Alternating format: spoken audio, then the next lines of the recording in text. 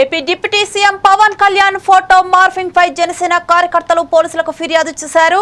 ఇటీవల కుంభమేళాలో పవన్ పవిత్ర స్నానం చేశారు. దానికి సంబంధించిన ఫోటోలను కొందరు మార్ఫింగ్ చేసి సోషల్ మీడియాలో పోస్ట్ చేశారు. పవన్ ఫోటోలను మార్ఫింగ్ చేసి అభ్యంతరకరంగా పెడుతున్నారంటూ జనసేన కార్యకర్తలు నర్సరావుపేట 1 టౌన్ పోలీస్ స్టేషన్ లో ఫిర్యాదు చేశారు.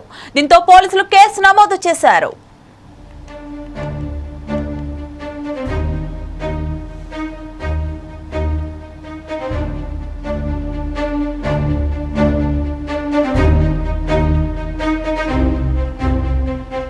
Vijayawada cyber crime police station లో జన సైనికులు కంప్లైంట్ చేశారు. సోషల్ మీడియాలో పోస్టులపై బిఎన్ఎస్ సెక్షన్లు 353(2), 356(2) కింద క్రైమ్ నెంబర్లు 11, 12, 13, 14లో సైబర్ క్రైమ్ పోలీసులు కేసు నమోదు చేశారు. ఐపీ అడ్రస్ల ఆధారంగా కేసు నమోదు చేస్తున్నారు. కుంభమేళాలో పవిత్ర స్నానం చేసిన పవన్ కళ్యాణ్ ఫోటోలు మార్ఫింగ్ పై తిరుపతి, చిత్తూరు, నెల్లూరు, బాపట్ల, విజయవాడ పోలీస్ స్టేషన్ లో జన సైనికులు ఫిర్యాదు చేశారు.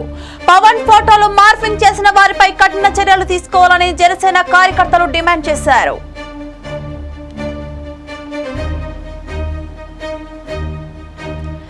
తిరుపతి వెస్ట్ పిఎస్ పరిధిలో జగనన్న సైన్యం పేరుతో ఫోటో అసభ్య మార్ఫింగ్ పై కేసు నమోదైంది.